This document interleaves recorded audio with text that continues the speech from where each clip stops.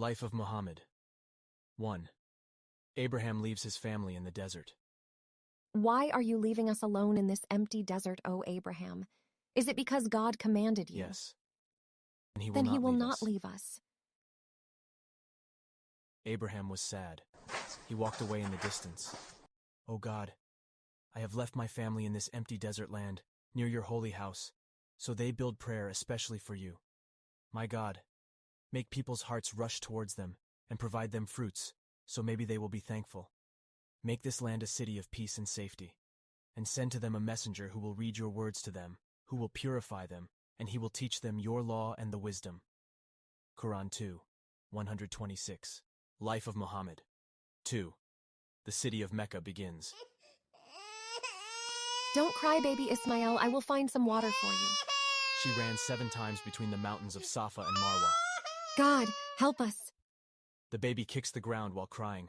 Suddenly, a gush of water came out the earth. She rushed to the water and made a small well to hold the water.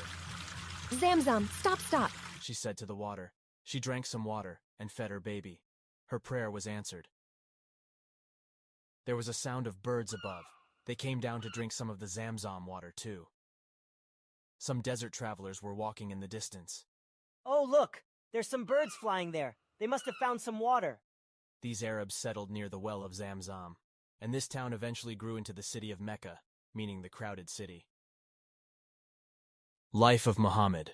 3. Idol worship begins in Mecca. The city grew.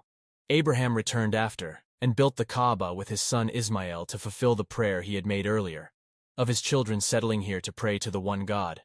Ismail was a hunter, and the Arabs with him would begin trade. So Mecca became a trade city. But time passed, and many generations later, a man called Amr bin Luhai from Mecca went to Syria to do trade. The people there had idols. What are they? He asked. When we pray to them, they give us rain. They replied. Amr liked this business opportunity, so he brought some idols back to Mecca. Whoever respects me will follow me and pray to these for rain. Then we will get even richer, Amr said. He placed the idol next to the Kaaba and said, Whoever respects me will follow me and pray to these for rain. Then we will get even richer, Amr said. Amr had a lot of authority and respect in Mecca, so he placed the idol next to the Kaaba. So the people of his tribe began to follow him. So this is how Arabs started idol worship in Arabia, next to the Kaaba. The house of worship made by Abraham to thank the one God was now changed into a place to worship idols. This idol worship idea would now make money for the rich, because people would pay to make wishes to them, and would buy mini idols to take home. Life of Muhammad. 4. The Year of the Elephant. A few hundred years later. An army of elephants is coming to destroy the Kaaba. An army of elephants is coming to destroy the Kaaba. The people in Mecca began running to the mountains. O God of the Kaaba, protect your holy house! Suddenly, flocks and flocks of birds came flying, covering the entire sky, dropping small stones at the army of elephants. The army of elephants were defeated, their king now dead. He was unable to destroy the Kaaba. The people of Mecca are God's chosen people shouted, as they came down the mountains and returned back to the city. This is the eventful year that Muhammad would be born. Life of Muhammad. 5. Muhammad is born. Name the child in your womb, Muhammad, meaning the praised one, because he will be praised in the heavens and the earth. Amina suddenly woke up. I keep having dreams like this. She exclaimed to her husband's father. This child you are going to have is going to be someone special, replied Abdul Muttalib. If only his father could have seen him. Amina cried. The father of Muhammad had died a few months ago at a business trip in Syria. Muhammad was born in Makkah as an orphan, 500 years after Jesus. Muhammad was from the children of Ismail, son of Abraham. Amina went to visit her relatives in a city called Yathrib with her son Muhammad. On their way back home to Makkah, his mother Amina got a fever. She became so ill, she too died. Muhammad, now only 6 years old, returned back to Makkah with his mother's servant called Baraka, meaning blessing. He now had no father, nor mother. His grandfather, Abdul Muttalib, the leader of Makkah, now kept him close. He would only let Muhammad sit next to him near the Kaaba. Muhammad was a strong young boy, and his grandfather had a lot of hope in him being the future leader of the people of Makkah. But Abdul Muttalib too soon died when Muhammad was only 10 years old. Abu Talib, the son of Abdul Muttalib, would now look after the orphan boy Muhammad. Muhammad the shepherd. Abu Talib was not a rich man, and 10 years old Muhammad knew this. He felt indebted to his uncle, so he would look after people's sheep for a few coins. He would sit down and see how each sheep was different. Some sheep were calm in character, others were not. Some followed the crowd, others were leaders. Some left the crowd of sheep, while others remained. Each sheep was different, just like every human is different. When it was dinner time, Abu Talib, the uncle of Muhammad, would tell his family to wait for Muhammad before they ate food together. Because when Muhammad ate with them, they felt they ate to their full. But when Muhammad was not there, everyone still felt hungry after the food had finished. Muhammad was a blessed child, because he brought good with him wherever he would go. Life of Muhammad. 6. Muhammad the teenager. As he became a teenager, Muhammad would start to go on business trips with his uncles. He would watch how people buy and sell. The Arabs' most expensive product which they sold was the leather from their camels. They brought back foods like raisins, nuts, clothes, and more animals from neighboring countries like Syria and Yemen. The tribe of Muhammad, the Quraysh tribe, was rich because they earned a lot of money when people visited the Kaaba. With this money they brought more luxuries from abroad, which they brought back to Makkah to sell to other Arab tribes. Khadijah. When Muhammad was in his early 20s, he became experienced in more trade, and his reputation as a businessman increased. A woman from the Quraysh tribe, the same tribe as Muhammad, called Khadijah, wanted an honest man to do trade for her. She did not trust a lot of men because they would steal from her money when she sent them to do trade for her. Others would propose marriage to her because she was so beautiful and rich at the same time. She heard about Muhammad, the honest man from Quraysh who was going to travel to Syria to do trade. Maybe she could ask him to work for her. So Khadijah sent her servant called Maysara to ask Muhammad to sell her products.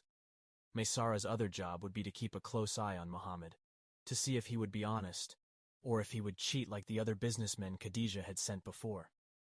As Muhammad, Maysara, and the business caravan of Quraysh traveled to Syria, Maysara saw something interesting.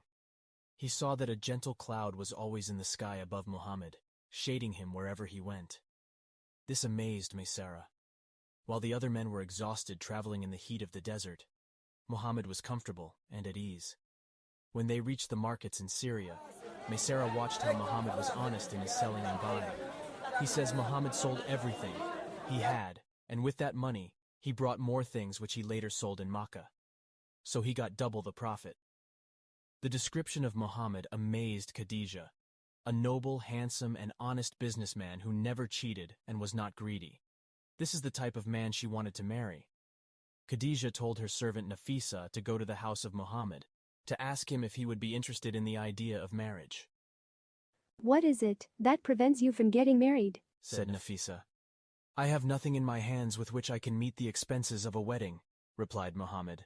But if that difficulty is removed, and you are invited to marry a beautiful and wealthy lady, of noble birth, who would place you in affluence, would you not desire to have her? And who might that be? Said Muhammad. It is Khadijah. But how can I have access to her? I will tell her. The mind of Muhammad, peace be upon him, was made up, and he answered, I accept the proposal. Nafisa returned and told Khadijah the whole story. When Khadijah heard the response, she was so excited, she sent a message to Muhammad's uncle Abu Talib to arrange a fixed date and time for the marriage. Life of Muhammad. 7. Muhammad the respected young man. A flood had entered the city of Makkah and the Kaaba had been damaged. The people came together to fix it, and as they finished rebuilding it, a cornerstone called the Black Stone needed to be placed down to complete its structure. All the men started arguing and said their tribe should put down the final black stone. It was a matter of respect for them. They were arguing, some about to take their swords out, until a wise man said, The next man who comes inside through the gates will decide. The people agreed. Next morning Muhammad, peace be upon him, was the first to enter the sanctuary. He was now about 35 years old. When the other people appeared on the scene, he was already there. The trustworthy one, El Amin, has come. We are happy to follow his decision. They said happily. We are satisfied to follow his decision. The trustworthy one has come. We are happy to follow his decision. Calm and confident, Muhammad had an idea to unite the tribes. He spread a cloth on the floor and put the stone in the center. Then he told each tribe to hold each corner of the cloth and to lift it. When they raised the cloth from each side, he picked up the black stone and put it in its place. All the tribes were happy that they had been part of this, and they were happy with Muhammad for the decision he had made. Life of Muhammad. 8. Muhammad the Man. By the age of 40, Muhammad was now a successful businessman. He had a loving wife and 6 children. His tribe members loved him, and they hoped of him to be their future leader, because he was respectable, eloquent, and handsome. But Muhammad lived a modest life, and he had higher aspirations. He used to wonder, what is the purpose of life? Muhammad looked around the city of Mecca, and he saw a lot of corruption in society. The leaders of his tribe would sell idols which people bowed to and made wishes to, when those idols were made with their own hands. He knew this was a trick by the elite of his tribe to get money from those who didn't know. He knew this was not the religion of his forefather Abraham. He saw how the people in society aborted baby girls, how racism was widespread, and the poor were treated as worthless because they had no money, while the rich ruled with freedom to do whatever they wished. Muhammad took part in charity work, and often stood up for the weak in society. But he knew these small acts of good were not sufficient enough to make major change. Everyone was lost, and no one knew the right path to follow for real success. He himself didn't know. So he separated himself from all this noise, and went to a cave called Hira in Makkah. What are we doing in this world? Why are we here? Where are we going? He would meditate here, and try to pray like he imagined his forefather Abraham prayed. He prayed to the one God who made everything, wishing for guidance. In the Bible, Book of Isaiah 29:12, it is written, "The book will be given to the one who is illiterate, saying, 'Read this,' and he will say, 'I cannot read.'" Muhammad could not read or write. He was a shepherd in his childhood, then a businessman as he got older. But like most of the Arabs, he never was taught how to read or write. One peaceful night, he was praying to God for guidance in the cave of Hira, when all of a sudden he heard a voice say to him, "Iqra, read!" Muhammad was shocked, but bravely he replied, "I cannot read." The voice again said, "Read." He again replied, "I cannot read." Then it came close to him, and hugged him tightly from his back till he could not breathe. Then the voice said, "Read, with the name of your Maker, who created man from a clot of blood. Read, and your Maker is the most generous. The one who taught man with the pen taught him what he did not know." Quran chapter 96. Muhammad was shocked. He ran down the mountain, but he saw a huge glowing angel in the sky. "I am Gabriel, and you are the messenger of God. I am Gabriel, and you are the messenger of God." Muhammad ran back home and said to his wife Khadijah, "Put a blanket on me, cover me. I am afraid and fear for myself." Don't be afraid. No harm can come to you, because you look after the orphan, the poor, and the homeless. We will go to my cousin Waraka tomorrow, and he will tell us about this. He had spent all his youth seeking the awaited last messenger of God. He had studied all the prophecies of the Bible deeply. The next morning, Khadijah and Muhammad went to Waraka's house and told him everything that had occurred the previous night. Waraka was amazed. "That is the same angel who came to Moses," Waraka said. "I wish I could support you when your people will expel you from this city of yours." Muhammad was shocked. "They will expel me from this city?" he asked. Waraka replied, "Yes." Muhammad was shocked why his people would expel him from the city of Mecca, when he knew they loved and respected him so much. Life of Muhammad. Point 9. Muhammad the Prophet. Muhammad was now a prophet. A prophet is someone who God gives quick, secret messages to which he has to share with his people, knowledge which could not be known to humans. From now on, Prophet Muhammad would get messages from an angel who would give him perfect guidance from God. You might wonder, was it really an angel? By studying the message, mission, and achievements given to Muhammad, we will find out. "O you covered in his blanket, stand up and warn, purify your clothes, and glorify your Maker, and the idols, abandon them." Quran chapter 74. After being a prophet who God sent messages to, now Muhammad would become a level higher than that, a messenger of God. A messenger of God had the duty of sharing the message of God to his people. The message was to remain pure, to praise God, and to abandon all idols. And the devils did not send this down to you, O Muhammad. It would not suit them, and nor are they able to produce something like it. They have been forced far away from hearing it. So do not pray to anyone other than God, otherwise you will be from those who are punished. And warn your near relatives, and be humble to those who follow you from the believers. Quran 26, 210. Muhammad would now have to share the message with his near relatives who did worship idols. Life of Muhammad. 10. Sharing the message publicly. So share publicly with the people what you have been commanded, and turn away from the idol worshippers. Quran 15, 94. Prophet Muhammad would now have to share the message out loud in public. He knew the people would not rush to accept it, just like his relatives did not. But it was a duty given to him from God.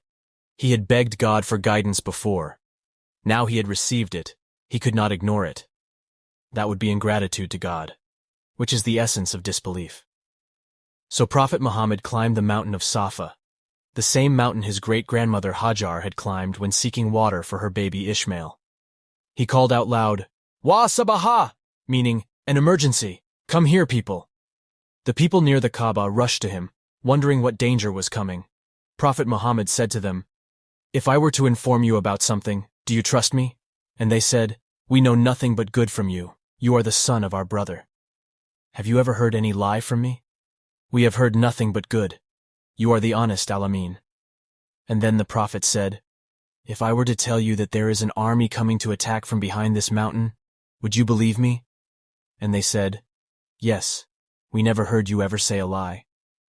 So God's messenger said, "Then know that I am a warner sent by Allah, to proclaim the coming of a severe punishment on the day of judgment, unless you turn to Allah and leave your idol worship. O my people, save yourselves from the fire of hell. I will not be able to help you against Allah's punishment." The people stood there, not knowing what to say. Then Abu Lahab, an uncle of God's messenger, replied, "May you be cursed, O Muhammad. Is this why you called us here?" The people saw that Prophet Muhammad's own uncle turned against him, so they too turned away and went back to their daily businesses. Prophet Muhammad and his small group of followers would now begin sharing the message of purity, praising the one God, and avoiding idols with the rest of the people in the streets of Mecca. Life of Muhammad. 11. Say, there is no God but Allah, and you will rule the Arabs and the non-Arabs. Muhammad begins the call in the streets of Makkah. A companion of Prophet Muhammad says, "I saw the messenger of Allah say in the early days of Makkah, say, there is no God but Allah and you will be successful. Say, there is no God but Allah and you will rule the Arabs and the non-Arabs."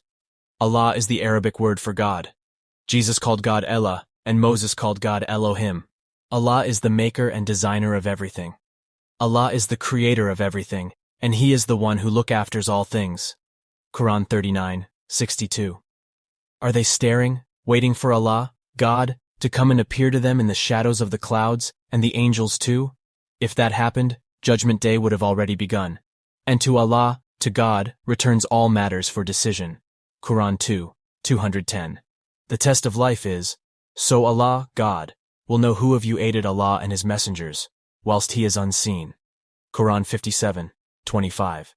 The people who accepted the message were the poor and the weak, and the biggest enemies to the message were the rich and powerful. Those who believed would meet in a small house called Dar al-Arqam. In this house, they would come together and ask each other if Prophet Muhammad had got any new messages from God. The messages of God, called the Quran, meaning the speech which is read out loud, would be shared with each other, memorized and then shared to others in the streets. Allah would send messages of positivity to encourage His messenger and the believers. I promise by the morning glow of the sunlight, and by the night when it is still and quiet. Your Lord did not abandon you, and He does not hate you. And what will come later will be better for you than what has happened before. And your Maker will give to you, so you are satisfied. Didn't He find you an orphan, and He gave you shelter? And He found you seeking the truth, and He guided you. And He found you poor and made you rich. So do not ever be harsh with an orphan, and never show anger to a beggar. But the favors of your Maker, tell people about them. Quran, chapter 93, The Morning Sunlight, Life of Muhammad, 12. Accusations and an offer you can't refuse. Before them, the people of Noah lied against the message, and those after them did also. Every nation tried to trick their messenger, and they used falsehood to argue against the truth. So I got hold of them. And how severe was my punishment. Quran 45. The elite of Mecca realized that Prophet Muhammad and his followers had started to grow in number, and they spoke out loud against the corruption of the elite. So the rich and powerful had to find a way to stop the spread of the message. They could not argue against the message because it was so eloquent and pure. So they decided the best thing to say was that Muhammad is a crazy, mad man who thinks God is talking to him, and he is causing trouble in society by trying to be a leader and uniting the poor under him. The elite felt this would discourage people to come close to him to hear the message, and anyone who does listen to him can also be called a crazy fanatic. But these accusations did not stop the followers of Muhammad. They continued to share it with their relatives, friends, and society. The believers were growing, but many kept their faith secret, out of fear of being labeled crazy or fanatics. Meanwhile, God's messenger Muhammad would speak directly to the elite of Quraysh. He would speak the Quran to them, and they would insult him and make fun of him. But deep down inside, they were amazed by this beautiful type of speech they had never heard of before. However, they were afraid. If they accepted this message, they would have to accept they are equals and brothers to the poor of society. They would have to stop selling idols and stop their extravagant and sinful lifestyles. So they decided to approach Muhammad and give him an offer he could not refuse. Utbah bin Rabi'ah came to Prophet Muhammad and said, "If you want money, we will collect enough money for you, so that you will be the richest one of us. If you want leadership, we will take you as our leader, and never decide on any matter without your approval. If you want a kingdom, we will crown you king over us. If you want women, we will marry you to the most beautiful women in Makkah. And if you have a mental health problem, we will treat you with the best doctors." Only one concession was required from Muhammad in return for that: to give up calling people to Islam, meaning submission to God, and worshipping God alone without any partner. But God's messenger replied, "Are you finished?" Utbah replied, "Yes." So the Prophet read to him chapter 41 of the Quran, a message sent down from God, the most gracious, the most merciful, a book whose verses are explained in detail, a Quran in Arabic for a people who know, giving good news and warning, yet most of them turn away, so they do not listen. Quran 41, 2. Life of Muhammad. 13. Torture begins. Do the people think they will simply say, "We believe," and they will not be tested? I certainly tested those before them, and I will certainly make known those who are truthful and those who are liars. Do those who do evil think they will race ahead of me? Evil is what they judge.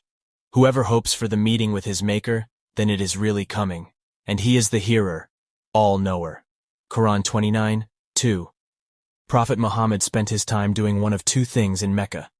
He was either sharing the message of God to the people, or he was praying next to the Kaaba. A man from the elite of Quraysh named Abu Jahl felt angry. Why was Muhammad confident enough to pray here, in front of everyone in public? One day when Prophet Muhammad was praying, he prostrated to God by putting his forehead on the ground. This act shows total humility and obedience to God. One of the elite of Mecca dared another to go to the garbage area of the city and pick up the intestines of a dead camel. The man then carried them towards the Kaaba and threw them on the back of Prophet Muhammad between his shoulders. The Prophet could not get up from prayer due to the heaviness on his back. The elite of Quraysh started to laugh and fall on top of each other. No believer was strong enough to do anything. So a believer ran to the house of Prophet Muhammad, and the 8-year-old daughter of the Prophet called Fatima came crying and removed the filth from the back of her father. And another time, the Prophet was praying, and Abu Jahl got a cloth and tied it around the neck of the Prophet till he was about to choke to death.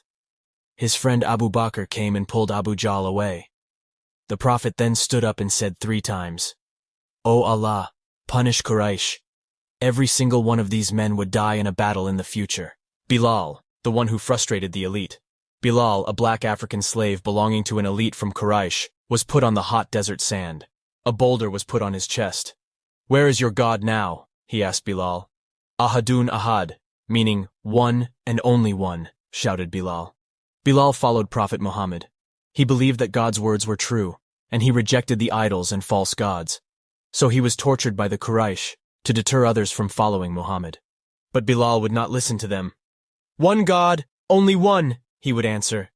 A rope was placed on his neck, and he would be dragged across the streets of Mecca, and people would laugh at him. The believers were only a few, but they did not know how to stop this evil. Abu Bakr, the best friend of Prophet Muhammad, was a rich businessman who felt saddened by the torture he saw all around him. Abu Bakr said to the Quraysh man that he would pay him many gold coins to buy Bilal. The man accepted the payment out of greed. Then Abu Bakr hugged Bilal and told him that he is now free. Many weak followers of Prophet Muhammad were imprisoned, hung on crosses and whipped, tortured and burnt, and some even killed. Those who tempt and torture the believing men and women, and they do not seek God's forgiveness, especially for them, is the punishment of the torture chamber of hell, and especially for them is the punishment of burning. But those who believe and do good is the reward of the gardens under which rivers flow. That is the supreme success. Quran 85:11. Life of Muhammad. 14. Migration to Ethiopia. Say to them, O Muhammad, O my servants, obey your Maker. Those of you who do good will really have good in this world, and the earth of God is really spacious. Quran 39:10. God's messenger told the believers that God's earth is spacious, so they should leave Makkah and go to another country where there is a just and fair king called the Negus. So many of his companions left their homes in the darkness of the night and quietly left Makkah to go to Ethiopia because they could have freedom to pray to Allah, God, there, without being tortured for their beliefs. When they reached Ethiopia, the African king accepted them generously.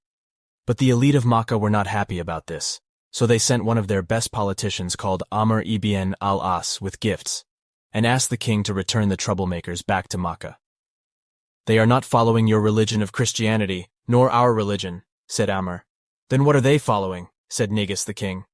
A cousin of Prophet Muhammad called Jafar replied back with a beautiful speech. He said, Your Highness, we used to be a nation steeped in ignorance, and we would worship idols, and we would eat dead meat, and we would perform shameful acts, and we would break the family ties and treat our neighbors in contempt. The strong amongst us would eat up and devour the weak, and we remained in this state until God sent a messenger to us. This messenger was known to us. He is from our community. We know his house and his lineage, and we know his truthfulness, and he never spoke one lie in his life. And he invited us to believe in one God alone and to leave idol worship. And he told us to abandon the ways of our forefathers and to leave the worship of stones and statues.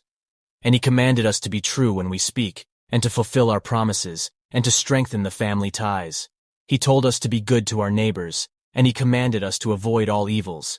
He told us to not spill blood, to give true testimony. He forbade us from eating the property of orphans. He forbade us from accusing others of adultery. And he commanded us to worship Allah, worship God alone without associating any equals with him. He told us to pray. So we believed in him, and we had faith in him, and we worshipped Allah alone, and we gave up worshipping idols, and we forbade upon ourselves everything that he forbade upon us, and we make permissible all that he allowed for us.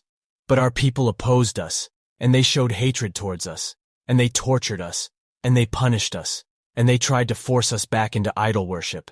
And they were unjust to us, and they made life miserable, and they prevented us from being who we were. So when they did this, we emigrated to your land, and we chose you above all other rulers, and we wished to come under your generosity and hospitality, and we put our trust in you, that we would not be shown injustice in your land, O exalted highness. The Negus then asked the Muslims, Do you have any message from God? Jafar said, Yes, I do.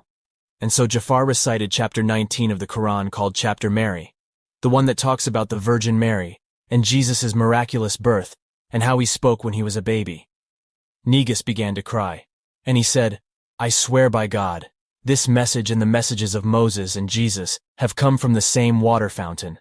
And he said to Amr ibn al-As, Go away from me. I will never hand these people to you and don't even think about it. Back in Mecca, God's messenger, however, was commanded to remain in Makkah, to continue sharing the message to whoever it was destined to reach. Many tribe leaders from other towns would come to Makkah for trade. They would, out of curiosity, approach Prophet Muhammad and become Muslims, meaning those who submit to God. He told them to share the Quran message with their people, So they would memorize a few chapters from the Quran from God's messenger and go back to their people sharing it with them. Many years later, these people would return with their entire tribe being Muslims. However, God's messenger was commanded by God to remain in Makkah, because every messenger of God is sent to the most powerful city and its most influential people. However, the elite Quraysh still refused.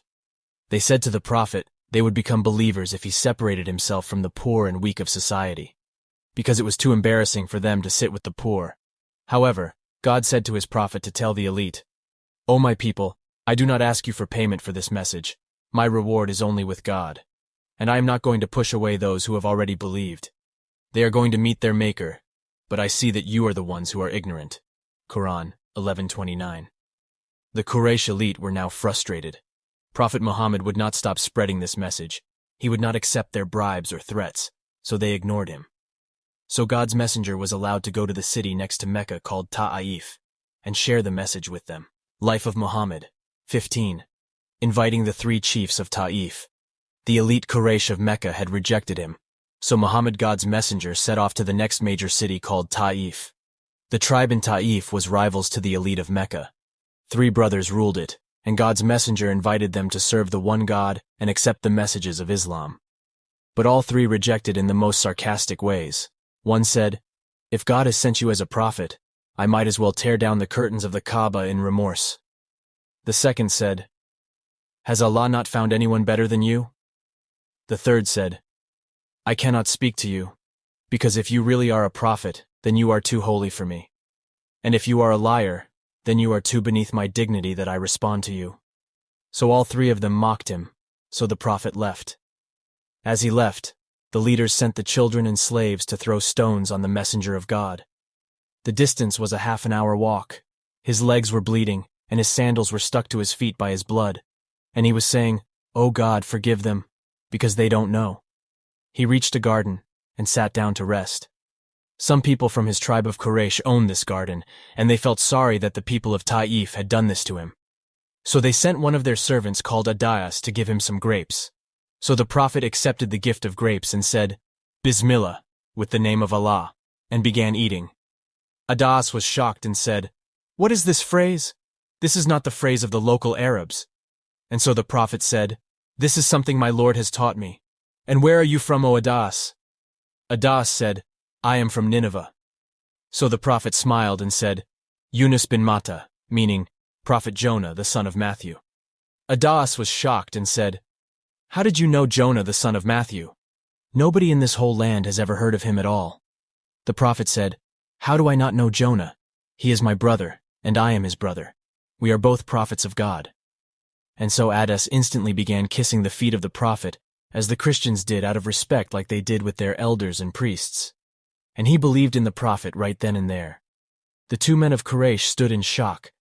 So when Adas came back, they said to him, "Why are you kissing his hands and feet?" Adas said, "O my masters, there is no one on earth better than him, since he is a prophet, as he told me things only a prophet could know." The men said, "O Adas, he has bewitched you, as your religion is better than his." But Adas ignored them and remained a true believer all his life. On the way back to Makkah, an angel came to Prophet Muhammad and said that he could crush the people of Taa'if between 2 mountains for harming God's messenger. But he replied, "No, maybe God will guide their children in the future to serve the one God without making any equals to him." And this would happen later on, some years later. Life of Muhammad 16. Traveling to Jerusalem at the speed of light. The year of sadness. Prophet Muhammad quietly returned back to Makkah, but news reached to the elite that he had returned and been rejected. They would laugh at him, because they knew he was running out of safe places to be. It was this year in which his closest loved ones died. Khadijah, his wife who believed in him and supported him from the beginning, died. His uncle, Abu Talib, who had looked after him and supported him since childhood, also died. He now had no emotional or political supporter left. He only had about 50 believers behind him, and most of them had no influence in society.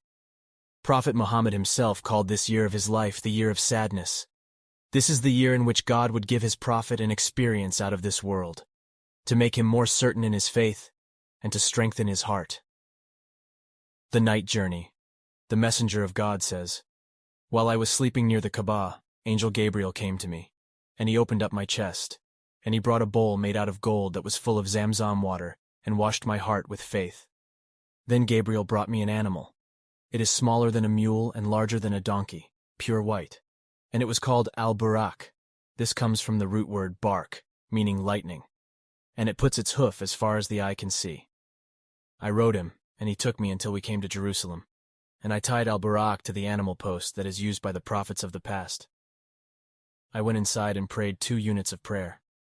I saw myself with the other prophets, and there was Moses praying, and he was a tall, strong, and muscular man of a brownish color. And I saw Jesus, son of Mary, standing and praying. He was whitish in color. His hair glistened with water as if he had come out of a steam bath, and he is a rather short man compared to Moses. And then I saw Abraham standing and praying, and the one who resembles him the most is your own companion, meaning the Prophet Muhammad himself. And then it came the time for congregational prayer, and I was put as the imam, prayer leader, of them. All 124,000 prophets were in their spirit form, in one long row behind Prophet Muhammad in Jerusalem, and he was their imam, prayer leader.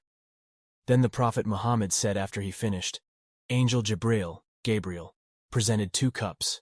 One of them is milk, the other is wine. Choose, and choose for your nation. The choice's outcome will affect not just the prophet, but also his nation. The prophet chose the milk, and Angel Gabriel said, You have chosen the pure and natural one, the one which humans are by nature inclined to when they are born. Then the prophet says, Angel Gabriel asked permission for the door of the sky heaven to open. The gatekeeper angel asked, Who is it? It is Gabriel. Do you have anyone with you? Yes, I have with me Muhammad. Has he been sent for? Does he have permission to pass? Yes. And then the door opened up. And for every single one of the 7 heavens, this exact same conversation happened with each of the gatekeepers. In the first heaven, there was a man standing. The prophet described him as being tall and huge. Angel Gabriel said, This is your father, Adam, so greet him with salam, peace. So the Prophet Muhammad did so, and Adam responded, Welcome, O noble son, and O noble prophet. The prophet saw many people surrounding Adam. On the right side was one group, on the left side another group, and when Adam saw the people to the right, he was happy, and when he saw those on the left, he began to cry. The prophet asked Gabriel about this, and Gabriel replied, These are all of the children of Adam. The people on the right are the people of paradise, and the people on the left are the people of hellfire. In the second heaven, there was Yahya, John the Baptist, and Jesus, son of Mary. And he was told, This is John the Baptist and Jesus, say salam, peace, to them. So the prophet did so, and they said, Welcome, O noble brother, and O noble prophet. In the third heaven, there was Yusuf, prophet Joseph, and it was the same dialogue. And the prophet Muhammad said, I saw Yusuf, Joseph, and lo and behold, it was as if he had been given half of all beauty. In the fourth heaven, there was Idris, prophet Enoch, who also said, Welcome, O noble brother, and O noble prophet. In the fifth heaven, there was Harun, prophet Aaron, and the same things are said. In the sixth heaven, there was prophet Moses, and the same things are said. When the prophet Muhammad went up, Moses began to cry. He was asked, Why are you crying? Moses said, I am crying because this young man Muhammad, who was sent after me, shall have a larger following that will enter paradise than my own nation. In the seventh heaven, the prophet Muhammad said, I saw Abraham, and he was sitting with his back leaning on Beit al-Mamur, a Kaaba in the sky for angels. Angel Gabriel said to me, This is your father, Abraham said, say salam, peace, to him. So the prophet did so, and Abraham responded, Welcome, O noble son, and O noble prophet. Then the prophet Muhammad went above the seventh heaven, with Angel Gabriel towards a tree whose leaves were huge, and its colors were undescribable. This tree is called Sidrat al-Muntaha, meaning the Lote tree, which you have to stop at. The mighty Angel Gabriel, the leader of all angels, said to Prophet Muhammad that he could not pass this tree. And if he did, he would be burnt up entirely. And Prophet Muhammad would now have to pass beyond it by himself. When Prophet Muhammad passed it, he came in the presence of Allah, God Almighty himself. Allah, God himself, spoke directly to his servant and messenger Muhammad, and said to him many things. He told him that his followers would have to pray 50 prayers a day. When Prophet Muhammad came back, Moses asked him what God had commanded him. Prophet Muhammad said him and his followers had been commanded to pray 50 prayers per day. Moses said, "Go back and ask God to reduce the prayers, because your followers will not be able to pray that much in a day." Prophet Muhammad returned and asked God to reduce the prayers till God reduced it to 5 prayers per day, with their reward being equal to 50 prayers. Moses said, "Go back, because your people will not be able to pray even 5 a day." Prophet Muhammad replied, "I am too shy to ask for that." When Prophet Muhammad returned back to his home in Makkah, only a small amount of time had passed. He had literally traveled at the speed of light, and now his faith was as strong as ever. Life of Muhammad. 17. Planting seeds for the city of Yathrib. Your companion says he has been to Jerusalem and back in one night. Do you still believe in him? Said Abu Jahl. Abu Bakr replied, If he says it, then it is the truth. In fact, I believe in something even greater than that God speaks to him directly from the sky. The elite of Makkah now laughed even more at Prophet Muhammad. It was the month of Zul-Hijjah, the month of Hajj, where the Arabs from all over Arabia came to the Kaaba to pray to God, following the rituals of Abraham and Hajar. They would walk around the Kaaba like Abraham did and pray to God, and they would walk between the mountains of Safa and Marwa like Hajar did. But they mixed the rituals with idol worship. Prophet Muhammad now had to find safety in another part of Arabia to continue his message of serving the one God. So he began to approach the different Arab tribes, asking them for support. He asked the big tribes, and even the small ones, with the same amount of sincerity, while relying on God. A man called Rabi'a bin Abad, who later became a believer, explains this. I remember when I was a young child, a young man, meaning the Prophet, came and spoke to my father, telling him to embrace the worship of Allah, and to leave idolatry, and to accept him into his tribe. I also saw an elderly man standing behind him, wearing a cloak, having 2 ponytails. When this young man finished and moved to the next tent, this elderly man came forward and said, O people, do not give up the way of your forefathers. So Rabi'a says, I asked my father who these 2 men were. My dad told me that the first man is the man claiming to be a prophet, and the elderly man is his uncle, Abu Lahab. Who will adopt me so that I may preach the message of Allah? Because the Quraysh have stopped me from doing this, the prophet said. Most tribes rejected him because they thought he was crazy. If his own uncle rejects him, then he must be a troublemaker, they thought. Yathrib. Yathrib was a city, a 1-week camel journey away to the north from Makkah. The population of Yathrib was a mix of Arab idol-worshipping tribes and Jewish tribes. A major civil war had occurred in Yathrib while the Prophet was in Mecca. Many tribe elders had died, and the young people wanted a leader to unite the fighting tribes and give them purpose in life.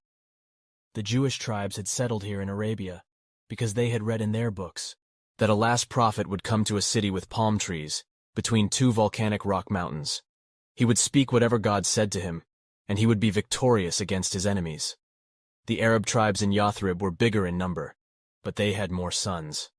Whenever they showed anger to the Jewish tribes, the Jews replied that they would soon be supported by a prophet of God who would destroy them. This threat made these Arab tribes feel inferior and afraid. If only they had support from such a promised messenger of God, they felt. The tribes of Yathrib come to Makkah for the Hajj pilgrimage. Who are you? Asked the Prophet. He had come with his close friend Abu Bakr. They were only 6 people sitting. One man said, We are from the Khazraj tribe. So the Prophet asked, Which Khazraj? Are you the neighbors of the Jews from Yathrib? They said yes. And then the Prophet said, May I speak with you? They said yes. So the Prophet sat down and explained to them the teachings of Islam. He recited some Quran, explained to them about serving the one God of Abraham, and warned them against idol worship. All with the same passion, sincerity, and zeal, as if he was speaking to one of the massive tribes, even though they were just 6 people without a tent. The Khazraj people consisted of farmers, because the people of Yathrib were a farming and agricultural society who harvested date fruits. The Prophet was relying on God, giving a message to a few people who seemed insignificant. But some thoughts came into the minds of these men. The Jews had promised that a messenger of God was coming, that he would enter their city, and he would be victorious over his enemies. Could this man be the promised one? They promised Prophet Muhammad that they would meet him again the next year, in the same place. The Prophet agreed. This small event would change the course of world history. Life of Muhammad. 18. The Ansaar, helpers, convert. And if you turn away, God will replace you with another people, and they will not be like you. Quran 47:38. Now it was the 11th year since God's messenger, Muhammad, had called his people to serve the one God. The 6 men had returned back to Yathrib and started to discuss the message with their families and friends. Many people became interested, and some decided to become Muslims. The next year, they sent a message to the Prophet. We are coming for Hajj with 12 people, all of whom have converted. This was amazing, as this was the largest group of people outside of Makkah to convert since the beginning of the Prophet's call. Never had 12 people converted from any group outside of Mecca. So in the 11th year of the prophetic call, 10 people from the Khazraj tribe and 2 people from the Aus tribe of Medina came together, ignoring their tribal differences, and they met with the Prophet in the plains of Aqaba in Makkah. They pledged loyalty to the Prophet by putting their hands in his hand and making a promise. Ubadah bin Samit said, "And we promise to worship Allah God alone, and not fornicate, steal, or kill our children. We will not live immoral and unrighteous lives, and we will obey the Prophet in all good matters." The Prophet said, "Whoever fulfills this oath, his reward will be with Allah, God. Whoever falls short and repents, Allah will forgive you." When these 12 converted to Islam, the Prophet chose a man from his tribe of Quraysh, who had become Muslim, called Musab bin Umair, to go back with them to teach them the Quran and prayer.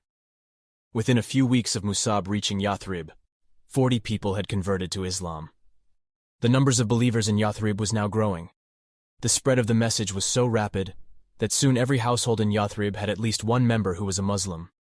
All this while God's messenger and the believers still lived in Mecca in fear. The tribe leaders of Medina accept Islam. The leader of the Aus tribe was angry with Musab's presence in Yathrib.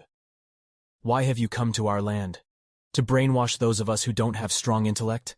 To take our women and children away from our ways? To convert them to the ways of this new prophet of yours?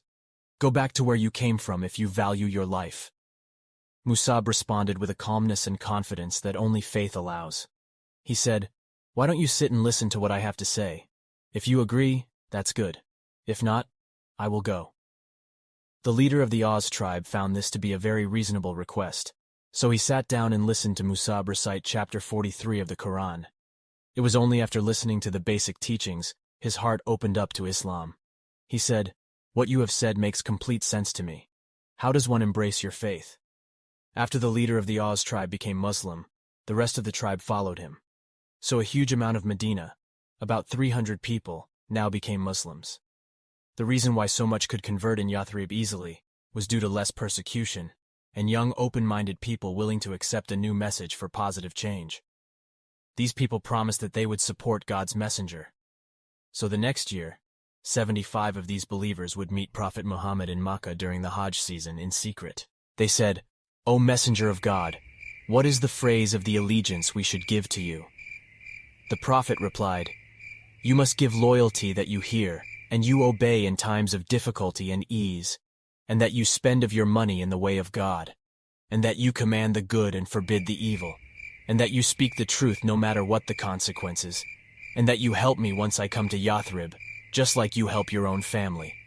Once he said this, a voice shouted out from amongst them, "And what shall we get in return?" And the Prophet Muhammad said the one word they wanted to hear. He said, "Al-Jannah," meaning, the gardens of paradise. Paradise will be yours.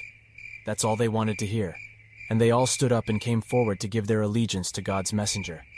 God's messenger and the believers now had a new safe city to emigrate to. These people who promised to help them would be called the Ansaar, the helpers. Suddenly, everyone heard a loud scream of a devil in the distance. He shouted, "O people sleeping in the tents, do you not know that a group of rebels have gathered together with the man, Muhammad, who left your religion?" The Prophet said, "This is a Satan jinn called Azab bin Uzaib, the leader of the devils of this valley of Aqaba. I promise by God, O enemy of God, I will deal with you." So the young Ansar, helpers, rushed back to their tents before their elders found out about where they had just been. Life of Muhammad, 19. The escape.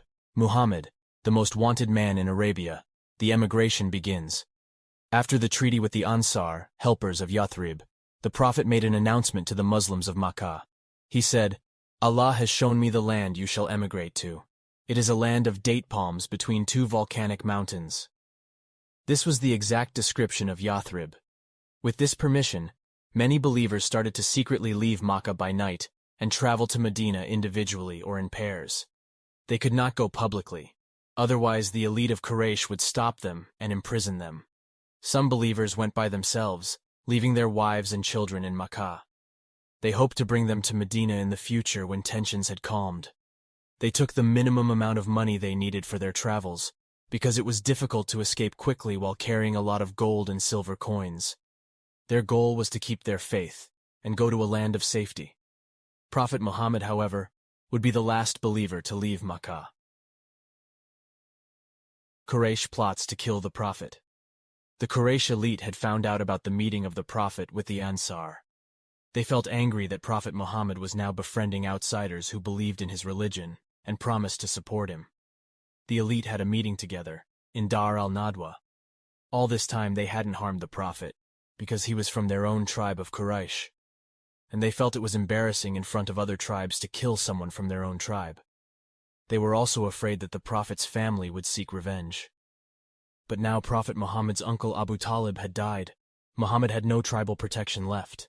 The Quraysh were perplexed on what to do, when a strange, devilish-looking man with black clothes, unknown to them, entered. Usually they would never allow strangers to enter their secret meetings, but for some strange reason, their hearts accepted his presence. He told them, "I am a leader from the Najd. Allow me to come. Perhaps I can benefit you about what you're planning to do." He told them that the best idea would be to send many young men of Quraysh with swords to surround the house of Muhammad, and do a morning raid, in which they will all kill Muhammad. So much people would have done the murderous act, that Muhammad's family would not know who to seek revenge against, and this would be the end of all their troubles. The elite of Quraysh liked this idea and agreed to it. And remember when those who disbelieved plotted to imprison you, O Muhammad, or kill you, or exile you. They planned together, and God too planned. And God is the best of planners. Quran 8:30. It was this night that the Prophet walked out of his home. He was reciting the verse of God. "I have put a barrier in front of them and behind them, so I have covered them, and they cannot see." Quran 36:9.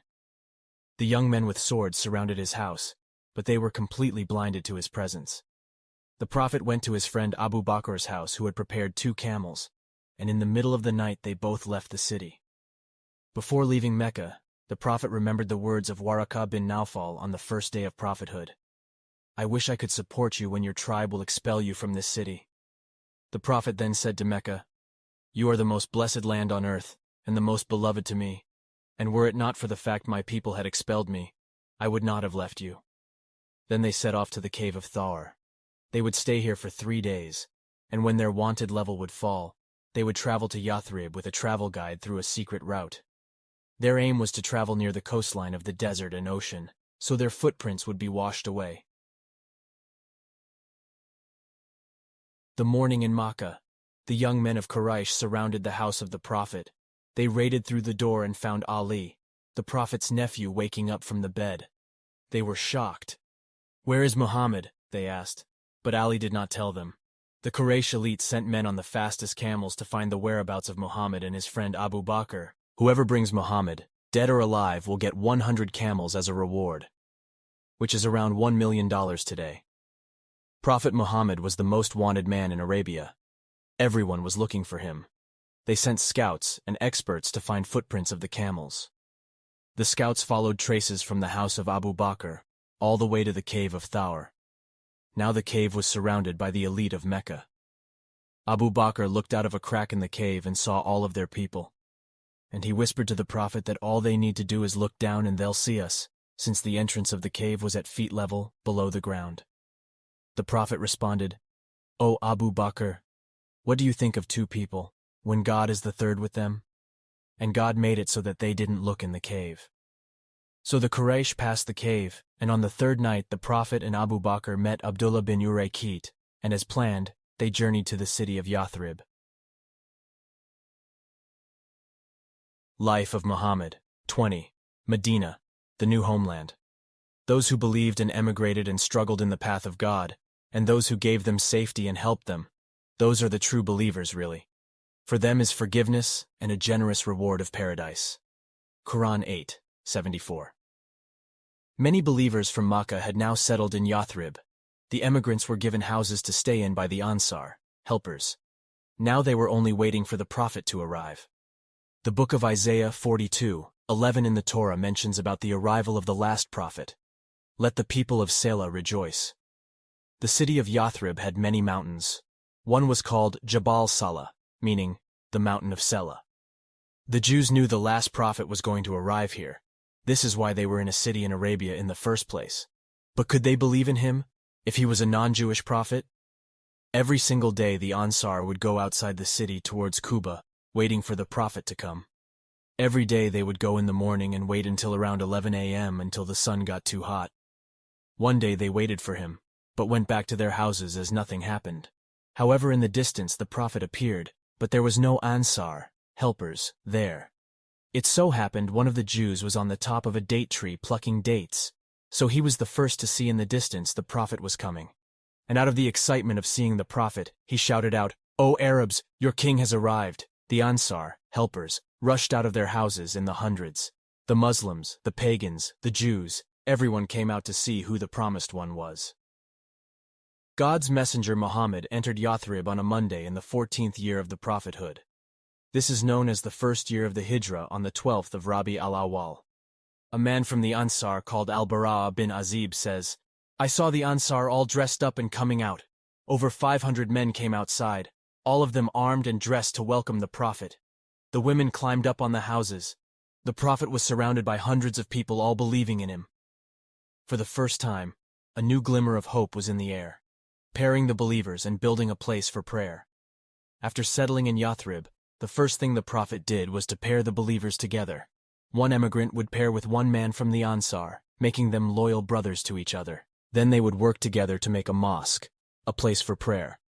This mosque was called Masjid al-Nabawi, the Mosque of the Prophet. This is where Prophet Muhammad would lead the 5 daily prayers from, and this is where he would rule all of the city from. He made a few small rooms next door to this mosque, and these rooms were his house which he lived in. The Treaty of Yathrib. Now the Prophet had made a place of worship and political power. The next thing he would make is a treaty, explaining the relationship all the tribes in Yathrib will have with each other for the betterment of the new prophetic state. Here are some points in the treaty. The Muslims from the Quraysh and Yathrib and anywhere else are one nation, and this nation is in itself to the exclusion of the rest of mankind. It is a unique nation. All the Muslims will unite against anyone who does wrong, even if it's one of our own. The protection granted by the Muslims is the same, and even the lowliest of them can give protection and a safety visa to any outsider. The treaty also mentioned, all of these Jews are one nation, along with the believers, meaning they have a type of status that in some ways is equivalent to a nation within Yathrib. And the Prophet said, they shall take care of their own disputes, affairs, blood money, internal crime, etc., meaning they would have the right to judge over their own people by their own laws, unless they decide to seek judgment from the Muslim leadership, or if the dispute is between both Muslims and Jews. In that case, they would go to the main courts in Yathrib. The Prophet further said in the treaty, between the two shall be mutual support against those who fight the people of this treaty, and the Jews will stand with the Muslims as long as they are being fought. Meaning, whichever Jewish tribe signs this treaty, they are agreeing to be loyal and on the side of the Prophet during any conflict against outsider enemies. Another clause is that if any Jew wishes to convert to Islam, he shall be helped and protected, and nobody can harm him. The Prophet also said in the treaty, whatever disagreement occurs between the peoples of this treaty, which leads to internal arguments, shall be decided by God and his messenger.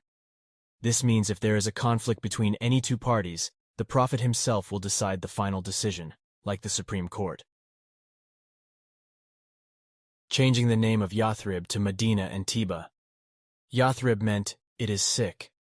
People would say that when you enter Yathrib, you get sick with a fever. The Prophet did not like negativity and bad names, so he told the people not to call it Yathrib again, but to call it Madinat un-Nabi, the city of the Prophet. He also called it Tiba, the pure city, and he prayed to God for the diseases from this city to go away. Within the first year of the Prophet's emigration, the ill and divided city of Yathrib had transformed into Madinah, a pure city with unity between the different tribes, a new central place for leadership and prayer from the prophetic mosque, a loyal brotherhood based on true faith between the emigrants and the Ansaar helper tribes.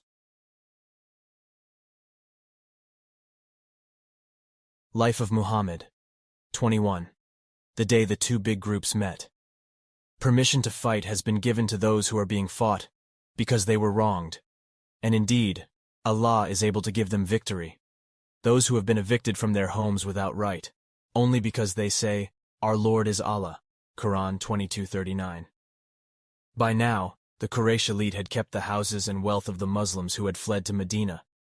But they knew the Prophet would return to Makkah in the future. And so, they were planning of ways to stop the Prophet from becoming a strong player in the Arabian Peninsula. They had friends in Medina who gave them updates on the Prophet's activities. The Prophet also had spies in Makkah. Makkah and Medina were at war, and both sides knew it. His uncle Al-Abbas would update him what the Quraysh was deciding in their secret meetings. The preemptive strike. Before the Quraysh could do anything, the Prophet himself decided to do a preemptive strike on the Quraysh. He would take back the wealth the Quraysh stole from the believers in Makkah by attacking Quraysh's trading routes. The Battle of Al-Ushaira. The first significant expedition, even though no blood was shed, was the Battle of Al-Ushaira. The Prophet took around 300 companions to attack the mother of all Quraysh caravans. This is the yearly caravan that Quraysh sent up to Syria. The same caravan Prophet Muhammad would trade in when he was just 25 years old. The caravan had to travel past northern Medina to get to Syria. It contained a lot of wealth. It had in it at least 80 camels, holding 75% of the wealth of Makkah. Anyone who had any money would invest in this caravan. The leader of the caravan for Mecca was Abu Sufyan. However, as the Prophet and his small army chased the caravan, they missed it, because one of Abu Sufyan's scouts had seen the army approaching. So Abu Sufyan went on to another secret route. He sent an emergency message to the Quraysh leaders that Muhammad and his men were coming to attack their caravan. This made the Quraysh elite furious, and they prepared an army of 1,000 men to face the Prophet's army in a major battle called the Battle of Badr. Battle of Badr. The Quraysh set off with 1,000 men to a place called Badr. The Prophet heard of this, and he took his 300 lightly armed men there too. He did not back down because he knew this was destined for him. The two armies faced each other. The Quraysh soldiers were reluctant because they knew they would be facing their own tribespeople, the Muslims from Quraysh in battle. The believers, however, knew it was a battle of faith.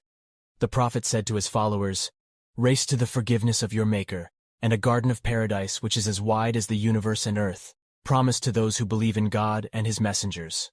Quran 57:21. The believers rushed to the Quraysh and fought fiercely against them. They killed all the elite leaders of Quraysh who had tortured God's messenger and the believers in Makkah. Most of Quraysh began to drop their armor and weapons and fled back to Mecca. Others were taken as prisoners, and the believers returned back to Medina with a huge morale boost. No one could believe that a small army of Muhammad had won the most powerful tribe in Arabia. This boosted the respect of Prophet Muhammad in the sight of the Arabs. He was now a major player to be contended with in Arabia. The Prophet did not boast about his victory. He praised God, and he knew this was not the end. Quraysh would return again the next year. The Battle of Uhud, third year after emigration. Quraysh had now lost its entire elite leadership. The people who would torture the believers had all been destroyed. Abu Sufyan was now the new leader of Mecca. The Quraysh wanted to regain its lost respect. So this time, Abu Sufyan prepared 3,000 men who would march towards Medina. Prophet Muhammad was informed of this, and prepared 1,000 men. Abu Sufyan wanted to destroy the pure city of Medina. So the Prophet set off with his men to a mountain near Medina called Uhud. He placed 50 archers on this mountain and told them to never move from it, even if birds come down to eat the dead bodies of Muslims. He then lined the rest of the army in lines, like a conventional army. The Quraysh came running to the Prophet's army in big numbers. The Prophet said, "O Allah, we put you in front of us, and we seek your protection from their evil." The Prophet himself rushed to the heat of battle. Ali, the cousin of the Prophet, was a brave man. He said, "We would hide behind the Prophet in the intense moments of battle." The believers repelled every attack of the Quraysh, but they gained many martyrs too. The Prophet promised that the martyr would go to paradise directly, because he gave up his own life seeking the pleasure of God, so God will please him in return. A companion of Prophet Muhammad said, "When we fought them at Uhud, they turned and fled, until I saw with my own eyes the legs of the women running up the mountains, and I can see their ankle bracelets."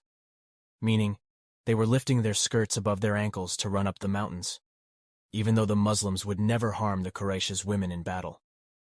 The men of Quraysh were dropping their weapons and fleeing. The women of Quraysh were also fleeing, a twist of fate. Some believers started to pick up the weapons dropped by Quraysh. It was a culture at that time for warriors to keep whatever they collected in battle. The 50 men on the mountains saw the other Muslims collecting all these valuable weapons, and they started to feel jealous. Will they keep all this wealth, while we are stuck here on this mountain? Some of them ran off the mountain to collect the weapons too. Others remained because the messenger of God commanded them to stay on the mountain until he himself told them to come down. The Prophet himself was involved in the battle. So much chaos was going on, and he had to decide yet what to do, that the archers had already started running off the mountain. These archers were in the most strategic positioning within the battle, and now they were running away from it, without permission. A horseman from the Quraysh called Khalid bin al-Walid had 50 skilled horsemen behind him, and was watching the chaos unfold. He saw his tribe of Quraysh fleeing, but he remained where he was. Suddenly he noticed the mountain of Uhud becoming empty from the skilled archers. This was his perfect opportunity. He raced ahead to the mountain and killed the 10 remaining archers. Then he told the fleeing Quraysh army to come back to battle. They could win now. The Quraysh then returned back and re-attacked the Muslims.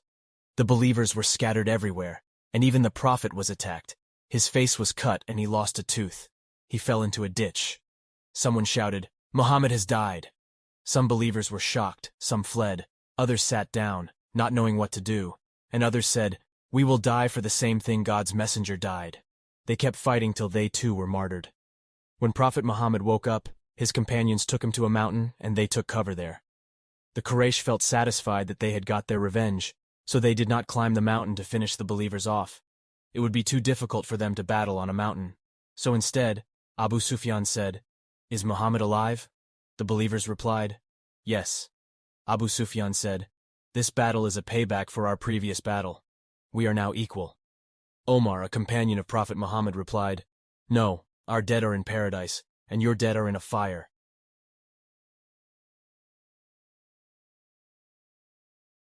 Life of Muhammad. 22. The Battle of the Trench and the Unseen Soldiers. 5th year after emigration. The Quraysh wanted to finish the Prophet and his followers once and for all. So they decided to make an alliance with many powerful warrior tribes like Ghatafan, and even the Jewish tribe called Banu Qurayza in Medina. Their plan was to surround Medina from all sides, and to do an all-out attack. Abu Sufyan, for the first time in Arab history, united many tribes, and collected 10,000 men to surround Medina, which only had 3,000 men. God's messenger was informed of these plans, so he asked his companions what they thought should be done. A man called Salman the Persian had become a believer and emigrated to Medina. He told the Prophet that in Persia they make huge trenches to stop a big army from coming into a city. This technique had never been done by Arabs before, but the Prophet liked the idea and decided they would dig trenches to slow down the advance of this huge army. The believers began to dig the trench from one side, while the city would be defended by the 2 volcanic mountains from its sides, and from a huge forest of trees from behind. When the 2 armies met, the Quraysh and Ghatafan were shocked. How could they enter Medina if this trench was in the way? The trench was wide, so not even horses could jump over it. On the other side, believers stood with spears to prevent the enemy from crossing. The confederates of Quraysh and Ghatafan could not cross, so they decided to lay siege to Medina. So no food could enter into the city for a full month. The Muslims became tired and hungry and in a constant state of fear. Remember when they came to you from above you and from below you, and when the eyes grew wild and the hearts reached the throats, and you started to think certain thoughts about God. There, the believers were tested with a severe, mighty shaking. Quran 33:11. Then a man called Nuaym ibn Masud from the Ghatafan tribe came to the Prophet in the darkness of the night and said, "Faith was thrown into my heart tonight. Command me what to do." So the Prophet told him to return back to his tribe and to do anything you can do to protect us. Anything. Nuaym asked the Prophet, "Anything?" "War is tricks and deception," replied God's messenger. So Nuaym went to his tribe and thought what he could do. He knew there were 3 main players in this battle against the Prophet, so he decided to make all the players lose trust in each other. Nuaym first went to the Jewish tribe in Medina and said to them, "You know that the Quraysh and Ghatafan tribes can leave any time, and you will remain in Medina. If you want them to remain on your side, you should ask them to give you some of their noble men as hostages, so they will not leave supporting you." The Jewish tribe was happy with his advice, and they decided they would do this.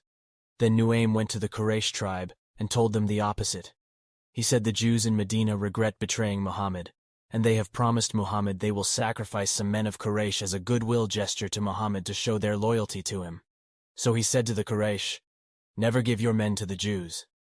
Nuaym said the same thing he said to Quraysh to his own tribe too. "Do not give your men to the Jews in Medina." When Quraysh elite went to the Jews in Medina for what they should do next in the battle, the Jewish tribe asked the Quraysh for some of its noble men as a reassurance that the Quraysh does not leave them when the battle gets tough. The Quraysh got angry and said, "We will never give you hostages." The Quraysh then asked the Jews why they were not fighting. The Jews said it was a Saturday, the Sabbath, so they could not fight. This made the Quraysh and Ghatafan extremely frustrated. The night was cold, and a strong wind kept blowing the food and cooking pots of the tribes away. Their fires would shut off, repeatedly, and their tents would blow away. They could not enter into Medina due to the trenches, and their unity was divided. Abu Sufyan was extremely frustrated. "Whoever wants to leave, they can do so, because I am leaving." His tribe left with him back to Makkah. The Ghatafan also left, and the Jewish tribe would have a bad fate for their treachery. "O you who believe, remember God's favor on you. When there came to you huge armies, so I sent a cold wind, and an army which you could not see, and Allah has always been watching what you do." Quran 33:9. After this battle, the Prophet said to his companions, "From now on they will not raid us, but rather we will raid them."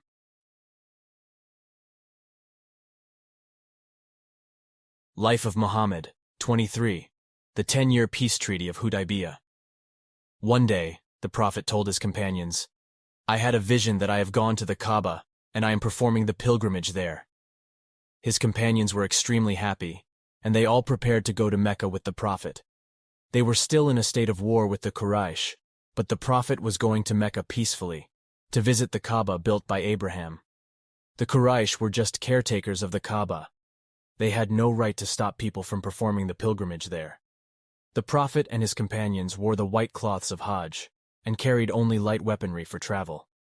But when they reached Mecca, the Quraysh blocked them from entering. "You cannot enter this year," said the Quraysh. A man from Quraysh called Suhail bin Amr said, "You can only come here next year after we make a peace contract." The peace contract was called the Treaty of Hudaybiyah. It was named after the location where they signed the contract. The peace contract signaled that the Quraysh and the Muslims would have a 10-year peace contract, with both sides not fighting against each other for 10 years. The Prophet accepted this. The believers were angry. Why were they not allowed to perform pilgrimage at God's holy Kaaba? The Prophet was sad too and replied, "Did I say we would perform it this year?" God revealed the chapter 48 of the Quran called The Great Victory. "No doubt I have given you, O Muhammad, the great victory." This peace contract would bring a huge change in the Arabian Peninsula. Now any tribe could be loyal to Medina without feeling afraid that the Quraysh would attack them. Medina was now an equal to the Quraysh, and anyone could be loyal to it. Many tribes and people started to accept Islam publicly without fear. This was a great victory for the believers which they could never have achieved with military battles. but with simply signing a peace contract. This was the great victory. The contract stated that whoever wanted to be loyal to Medina could do so, and whoever wanted to be loyal to Mecca could do so. No one is permitted to attack the allies of the other. This clause would be really important in the near future. Prophet Muhammad begins to send letters to the kings of the world, 7th year after emigration.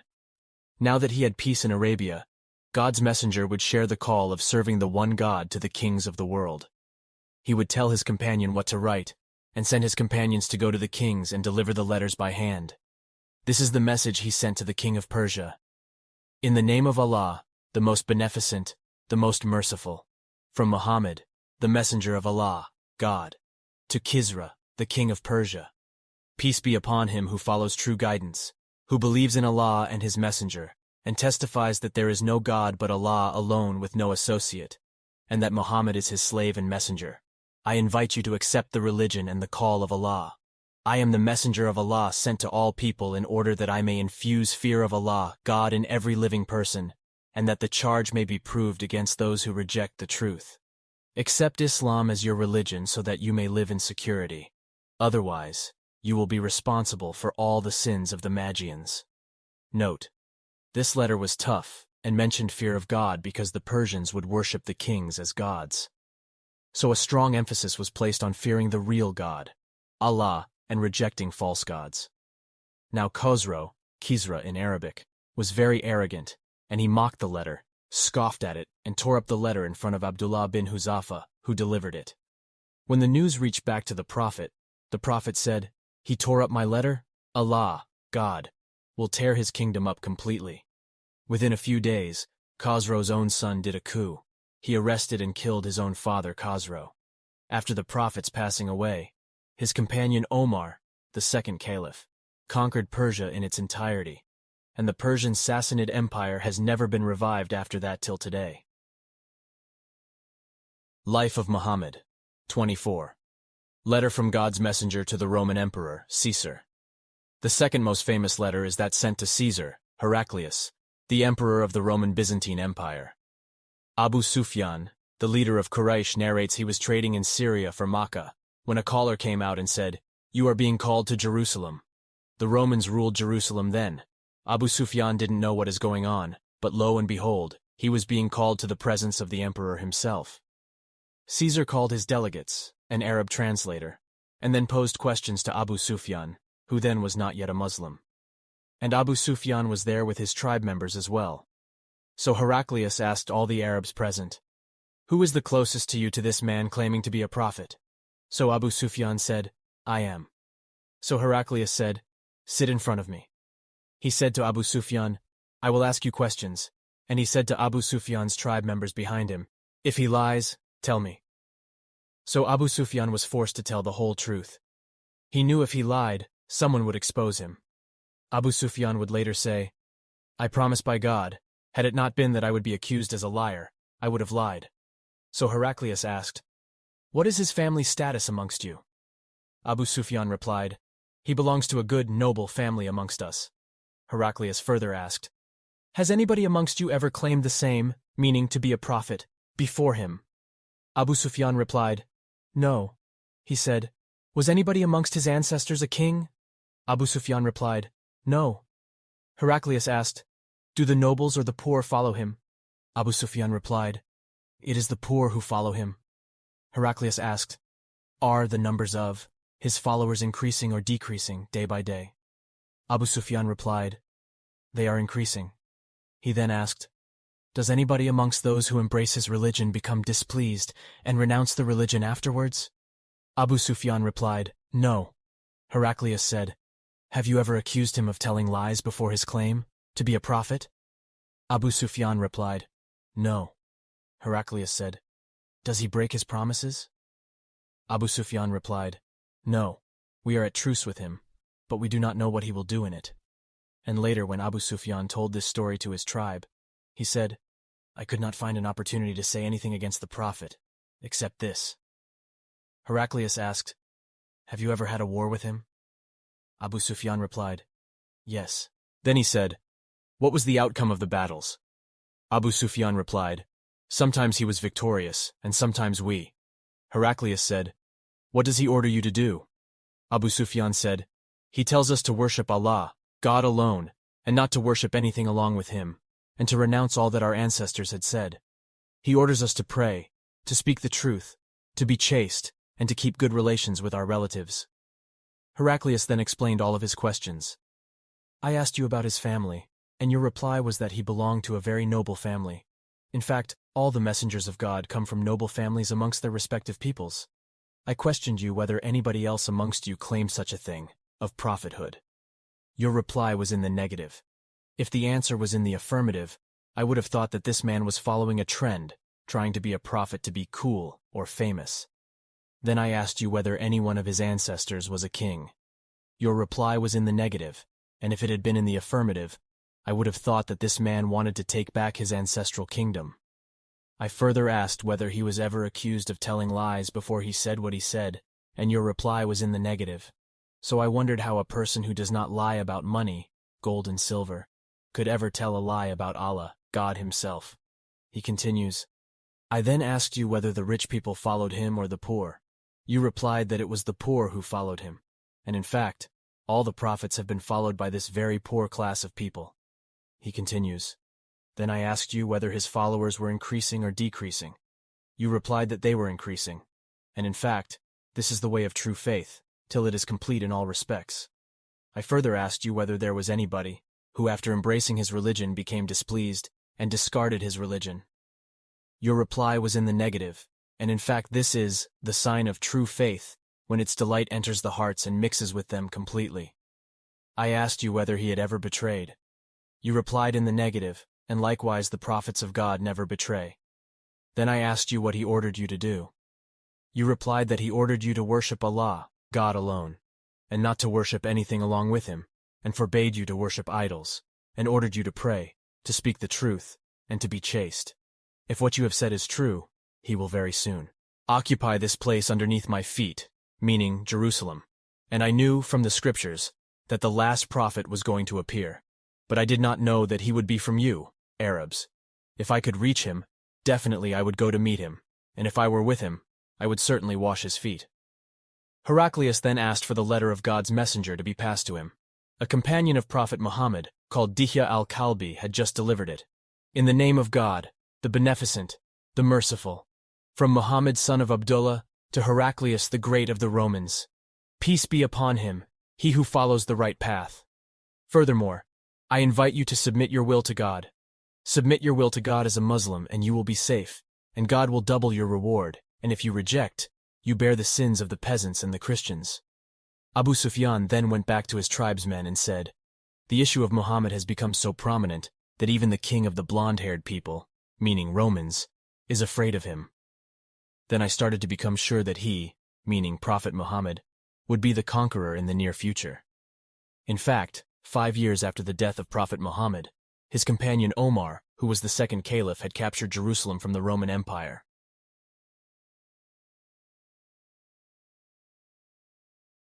Life of Muhammad. 25. Quraysh breaks the Hudaybiyah Treaty.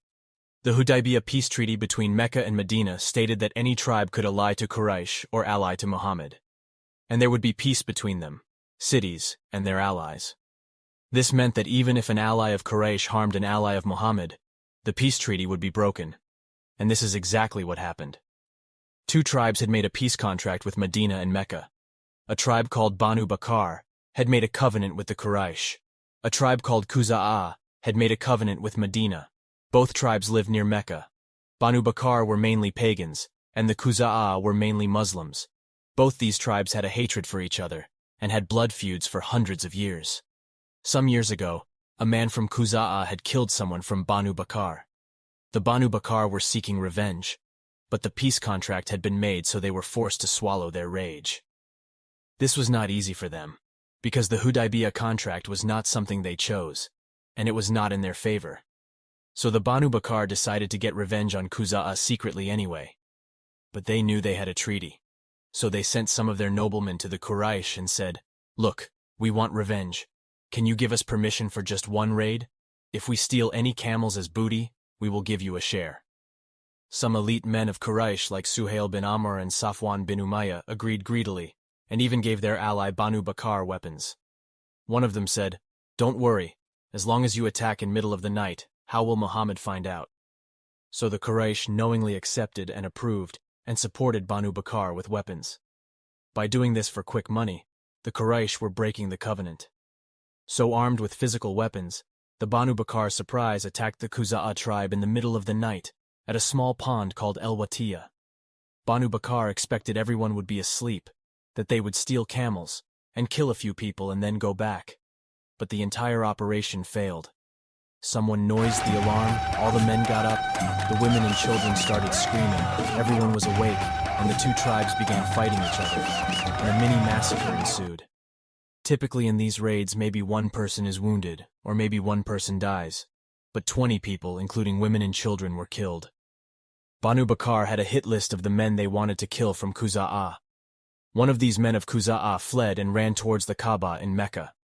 The man ran towards the Kaaba and shouted, "Oh man, I am near the sanctuary of the Kaaba. Fear your God, fear your God." And the man from the Banu Bakr said, "There is no God today." And he went near the Kaaba and killed the Quza'a man. This was not part of Banu Bakr or Quraysh's plan, but this would expose their treachery to all the tribes of Arabia who had come to Mecca to visit the Kaaba. Immediately the chief of the Quza'a tribe sent 40 men with an emergency letter to the Prophet in Medina. The letter was a call for help. The chief of Quza'a was called Amr bin Salam al-Khuzai. He recited a beautiful one-page long poem, and in the poem, he mentioned how him and the Prophet have a common ancestor, so the Prophet should support him against the treacherous Banu Bakr and treacherous Quraysh. The man said to the Prophet, "They killed us while we were bowing and prostrating. We tried to seek shelter, but they still killed us." The Prophet listened to him quietly. Then he replied to him, "You will be helped." Now that the peace covenant was broken by the Quraysh themselves, the Prophet would prepare an army of 10,000 men who would march towards Mecca and cleanse it from the corruption of Quraysh and the filth of idols. Life of Muhammad, 26. The return to Mecca, 10 years after emigration. Certainly you will enter the holy mosque in Mecca, if Allah wills, secure and safe. Quran 48:27. 10 years ago, Prophet Muhammad was leaving Mecca, sad and alone.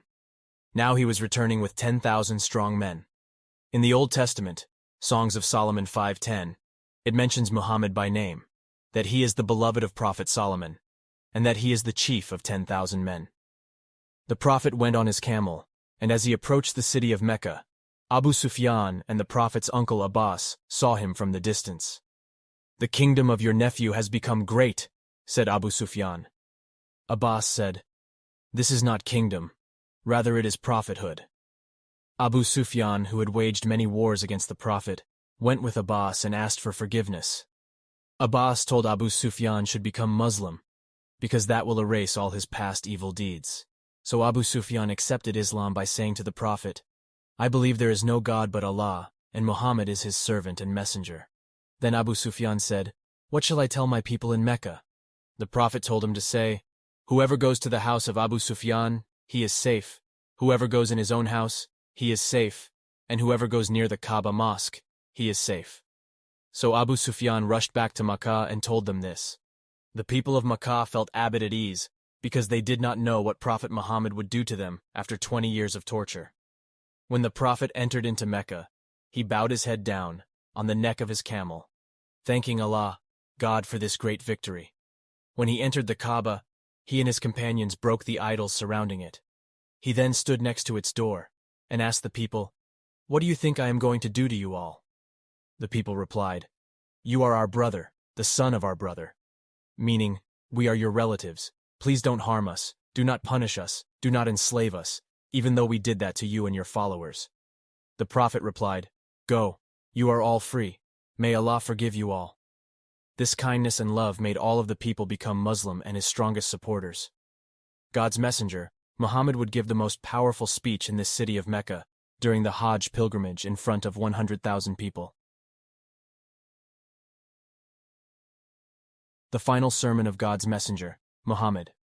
After praising and thanking Allah, O he people, said, lend me an attentive ear, for I know not whether after this year I shall ever be amongst you again.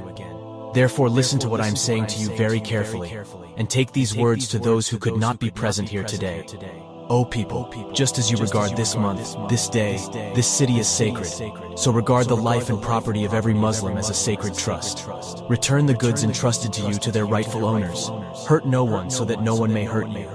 Remember that you will indeed meet your Lord, and that He will indeed count your deeds. Allah, God has forbidden you to take usury, interest, in your business transactions. Therefore all interest obligations shall from now be waived. Your capital, however, is yours to keep. You will neither inflict nor suffer any injustice. Allah, God has judged that there shall be no interest usury. Beware of Satan for the safety of your religion. He has lost all hope that he will ever be able to lead you astray in big things. So beware of following him in small things. O people, it is true that you have certain rights with regard to your women, but they also have rights over you. Remember that you have taken them as your wives only under Allah's trust and with His permission. If they abide by your right, then to them belongs the right to be fed and clothed in kindness.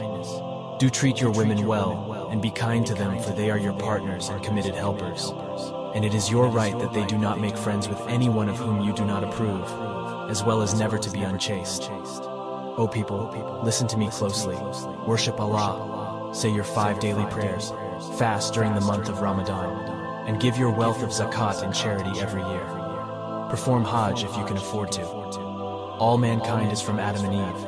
An Arab has no superiority over a non-Arab, nor a non-Arab has any superiority over an Arab.